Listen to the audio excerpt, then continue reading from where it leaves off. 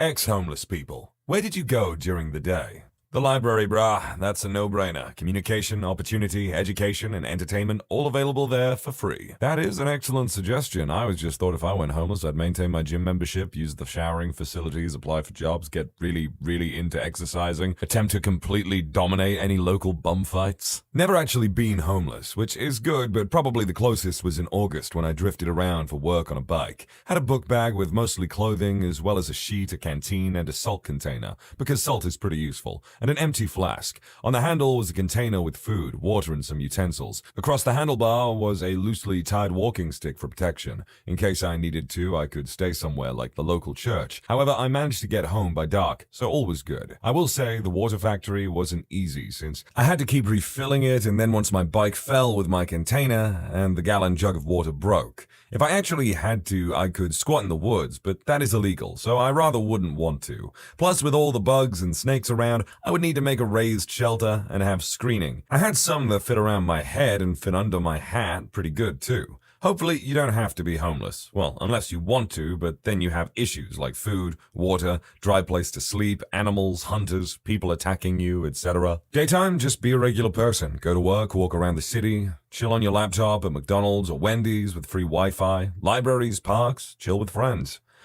At night, you have to hide and sleep. This was the challenge. I slept in my car a lot, in the employees' parking areas of 24-hour stores. Less foot traffic and cops expect cars to be there all night. Plus, if you want a midnight snack or bathroom break, the store has them. Gotta love Walmart. Also, I'd sleep on the floor in my office at my university. Research assistant throughout undergrad. Again, free Wi-Fi, outlets, safety, bathrooms, and free water and tea. I volunteered a lot back then, in large part for places to go. I volunteered at a large urban hospital in a couple departments and got a bunch of department-specific waiting room door codes that I'd use to sleep. Wi-Fi, safety, quiet. One of my volunteer gigs was on a hotline. For that one, I got keys to a private bedroom in the hospital with a fully stocked mini-fridge, snack basket, meal cards, free parking, bookshelf, TV, 2 twin beds, and a beautiful view. I had to return the key at the end of every shift, though. Damn, this guy was on the grind, not even for money, but a place to rest his weary little head. I was homeless for about a month earlier this year. Lucky enough to have a truck with a bed cap and an old futon mattress in the bed. During the day, I worked. I had a decent, easy, minimum wage job working as a lift operator at a local ski hill.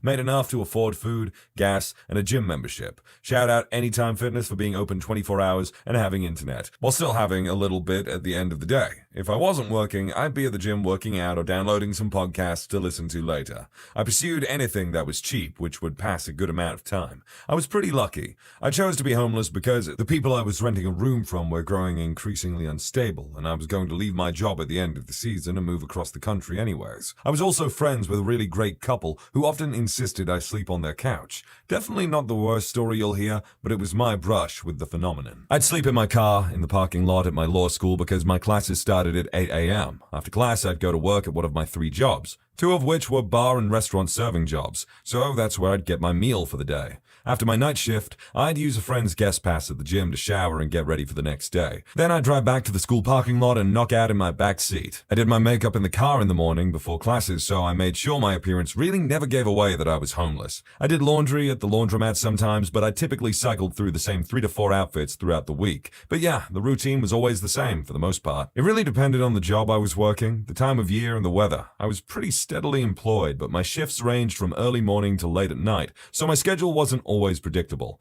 This meant that some days I would be at work, and other days, if it was warm, I'd try to sleep outside in one of the local parks or nature areas. I tried to fit in as much sleep as possible during the daylight hours because it was less cold and infinitely less scary when sleeping outside. It also wasn't really odd to see people napping or lounging about in the parks, so I didn't stand out much. I was in a college town at the time, and the park areas were always full of students in various states of undress and repose. If it was raining or wintry, I would either spend my days trying to stay warm in a cafe somewhere or hiding in a tiny water heater closet in the basement of one particular apartment building. The front door lock was busted. Weirdly enough, the water heater closet also had a sink and toilet in it. That's where I would do most of my cleaning up and grooming. Was homeless at around 17 for a while. Was lucky enough to sleep in a youth hostel at night, but we had to leave around 8 a.m. and return at 9 p.m. It was winter. A few of us homeless teens would hang around the library for the warmth and the computers. places. We would shoplift, we would beg, not panhandle, but asking random people if they had a spare quid for the bus. And we would buy pizza and share it. Sometimes bottles of cheap cider if we had enough money or were brave enough to steal alcohol from a store. I used to shoplift new underwear and the shirts and socks a lot. I justified it by telling myself that these were multi-million-pound companies who wouldn't miss a skirt or the shirt here and there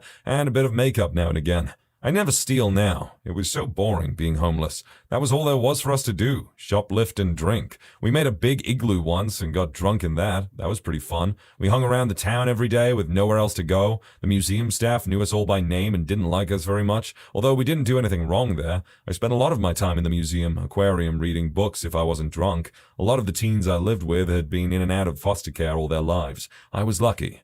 I was homeless due to being out of control and my parents being unable to cope with me. I don't blame them, to be honest. Undiagnosed ADHD and ODD can cause somebody to become extremely rebellious and often addicted to illegal substances. I'm a lot better now, and my relationship with my family is amazing. Good for you. Get bus tokens from shelter, eat breakfast, then to the transit authority to attempt exchanging bus tokens for cash by asking to buy people's light rail tickets and getting the dollar they were going to use. We just hop the train anyway. Apply at jobs, interview if I had one, library for online applications and reading, escapism, get lunch with the money collected from bus tokens, probably meet up with the homeless people I knew to see if anything exciting happened to them, or go back to the shelter for dinner. Hop train to downtown, there are pianos scattered throughout the downtown, none in tune really, but well decorated. Some kind of art thing from the university, play piano for money, go back to the shelter to see if there's enough beds. We went on sort of a GBP system. If there was overflow, girls get priority. If you're sleeping outside, see if you can get a blanket and go to hidden spots we mapped out where there are no lawn sprinkler alarm clocks. Back in summer of 2009, my family and I got evicted from our ranch property. We took a couple of our dogs with us, and for a couple nights, we had to sleep in a cramped car with them. Later on, we got vouchers to stay in an extended stay hotel, and I lived there for about 4.5 months until I moved out into a group home and the rest of the family moved into a house. My mother passed away during the homeless period, though. Jeez Louise, that must have been so stressful to deal with on top of the homelessness. Your mom? Man, I'm sorry. Job interviews when I wasn't working on a couple of part-time jobs. If I wasn't doing either of those, I was filling out applications for jobs or just mucking about on my laptop at a Barnes & Noble's. I was homeless in the summer until that winter, but for the most part, it actually wasn't really that bad. I slept in my car at night in the lot of a Walmart until they told me they didn't want me there anymore. Finding a new one was a pain. The holidays sucked, Thanksgiving, Christmas, because my family knew I was in that situation, but no one even offered to have me visit. Not that I would have. And they wondered why I do everything I can not to talk to them now. I did not have it nearly as rough as some. I was working, so I was covered 5 days a week. On the days off, I had a car that I slept in at night. On days off, I suppose I looked for a place to live or found some friends and hung out. It was a long time ago. I was a homeless teen at age 14 when my mom kicked me out of the house for a trivial disagreement. She was a loony at the time. I had no friends I could count on at the time because it was busy and didn't want to bother them. I thought I would get to come back home after a day or so. Days became weeks, then months. It wasn't until my brother, who saw me underneath a freeway overpass, hunkered down with a Mexican family as he drove by, stopped to take me into his place. So my day started out with just walking towards downtown. I was about 15 miles away and had a good general sense of direction. The churches would offer shelter, and there was some good Samaritan houses that offer teens shelter with a stipulation of having to listen to sermons every day and study the Bible. I got tired of that real fast and left those as quickly as I came. You couldn't stay within downtown unless you were near the homeless shelter. There was also an unlawful homeless tent city on an abandoned lot nearby where families would set up, but you had to get out quickly if the cops or ICE showed up. I went to an inner-city school. None of them knew I was homeless. I kept to myself and kept my whereabouts to myself. There were other teens who were homeless too. They all hung out near the railroad underpass. We got by on whatever food we could get that was free at the school cafeteria. That would be our only meal for the day. You quickly learn that even as a teenager or a child, people from the outside don't care about you or treat you the same way as a common criminal. Normal people have busy schedules and gotta keep up, so they don't bat an eye when they see a kid underneath an overpass. I probably saw up to 1,000+ cars every rush hour. It's the constant drone of cars going by and realizing you're even more alone. Luckily, my brother, who I haven't seen in many years because he moved out due to my mom's craziness, saw me and offered me a ride home. I told him no because mom kicked me out and he understood why. So he offered me a place to stay at his place in the suburbs. I'm married now and have a good job. I did settle with a GED and then piled on a bunch of IT certifications. Last time I went to Texas and passed underneath the same overpass, there are still families in tent encampments scattered outside of downtown Fort Worth. Some within view, some hidden. Well, speaking from a perspective that most people will easily recognize, my homelessness has everything to do with substance abuse. Everybody that you see panhandling outside on a street corner, that's what's up. A much larger percentage of homeless people aren't doing that because their homelessness is a critical problem that they're scrambling to fix. They're working jobs and staying in shelters or cars. I can't speak for that lifestyle because I didn't live it, but think the normal answer is working their butts off in the worst jobs the economy's offering. But for me, during the day and during the night, I went where the action was because I was trying to stay wasted. If there was no action, I'd ask for spare change. I've got to say, I'm surprised that you aren't asking about where to crash, which is the much harder part. I was young and part of a scene, so couches and sometimes squats were generally my objective. About a dozen times I slept rough outside. It sucked, but not as much as being sober and with my family. I thought then. For some of the older guys I'd run with, middle-aged dudes mostly, who weren't part of any kind of scene, they mostly had usual spots that they'd post up on and claim as theirs. Loading docks, warm grates, anything sheltered with a heat source is optimal, but hidden is best. Man, this is making me depressed. I spent Thanksgiving, Christmas, and my birthday in a shelter. I was robbed twice, got food poisoning twice from the shelter food, and came pretty damn close to committing self-deletion, to the point where the knife was at my wrist and the voices were saying it would only hurt for a moment and then I would be at peace and with my mother again. But through all of that, I'm still here. I'm married, and I have a 4-year-old little girl. And while I will do everything in my power to make sure the same never happens to her, I feel confident in saying that through all of that bad and darkness, I'm still standing, I'm still here, and I am who I am today because of what I had to do to survive. Current homeless. During the days, I work at the local food bank for my city. Currently trying to enlist in the army because it's frickin' miserable out here, and I want to really do something with my life. Even in the shelters, it's just depressing. Other than that, I found a pretty decent shelter, and at night and on weekends, I read a ridiculous amount and work out. But as someone else said, the days are gravy and the nights are what you have to worry. Well, I was a late teen, young adult when I was homeless, and I lost my identification early on, so most of what I did during the day was scrambling to find a new place to lay my head that night, or try and beg and borrow enough money to buy a pack of smokes, bus fare, backup sleeping spot, coffee money. When I gave myself downtime or when I already knew that sleep and food and cigs were taken care of for the day, I'd go to the library, fart around on the free internet, read a book, hang out with other homeless people in the area, and yeah, a bunch of us would do whatever illegal substances we could get for a reasonable price. I.e., under $10 for 2 people usually, so don't worry, it was mostly pot. Getting high was an easy escape, and worth it at twice the price if us poor dudes had had it on us. Day or night, unless I had to be indoors to have a safe place to sleep, that was pretty much the routine. Walk around to keep yourself warm on cold days, stand or sit down on warm ones, sing a cappella in the parking garage stairway, entertain yourself to distract you from the bottomless pit your life is right now. Buy coffee at a 24-hour greasy spoon and stay inside, sitting down for as long as they'll let you. Sometimes if I was sleepy and it was dry and warm outside, I'd sleep in a park with the sun beating on my back. Best feeling in the world. I was lucky enough to be homeless in a major urban center, with a lot of resources and a generally caring public, even if most couldn't look me in the eye.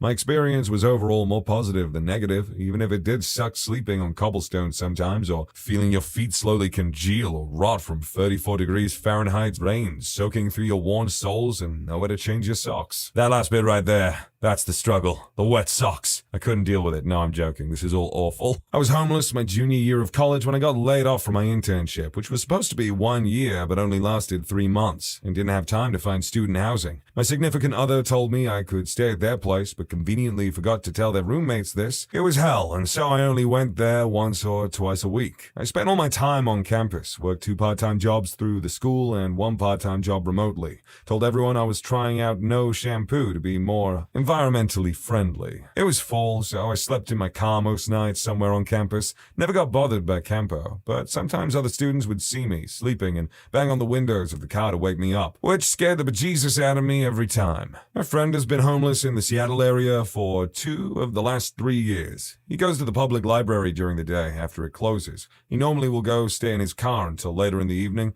He then goes to the gym at about midnight to work out and shower or clean clothes, etc. I know several people have mentioned it, but I knew I was onto something with the gym membership, especially Anytime Fitness. I go to Anytime Fitness. I went to work during the day. My mom died suddenly and it hit my dad hard. He basically lost it. He was married to another woman who I had met once. 6 months later, he moved to another state and heavily implied that I couldn't go with him. I had a job here anyways. I had to sleep in my car for about 2 weeks during March in New England, which was cold as hell. Luckily, I work at a university, so I could shower and such there. My best friend's dad found out and insisted that I stay with him. He really helped me out. I was with him on his couch for 4 months before I got myself a studio apartment. Okay, this one gives me hope. See, I guess the real answer to being homeless is, as long as you have good friends and, a good work ethic, maybe you can pull yourself out of that hole. I was working in a job that provided housing as part of your payment. In that field, it's kind of an expectation that either they pay you enough to cover housing or they give you a place to stay for the time of your contract. My boss was a flake with an anger problem who refused to take responsibility for himself or his actions. In this setup, there were 3 apartments above this over a dentist office, which the landlord worked in. He came barging into my coworker's apartment next to mine at 7 a.m. when he was sleeping, demanding us to pay rent or get out. Turns out, my boss hadn't paid rent for 15 months to this guy and had been dodging his calls and visits. We, as the subletters, had no idea our rent wasn't being paid. We had 1 week to get out all of our stuff and the company's furniture. We got everything into storage and placed all our personal belongings in our cars. My coworker knew some friends that he stayed with, but I had nowhere to go. For a month while my boss tried to find a new place for us to have as company housing, I lived in my car, went to my first job as a before-school care teacher, went to McDonald's for breakfast, went to work at the Shafty place, went to the little dive bar for a cheap dinner and stayed till close to go back to my car. This whole situation was a wake-up call that I needed to not just find a new job, but a new career. I left and I'm very happy to say that with the help of friends, I don't have the fear of losing my job and my house just because my boss sucks.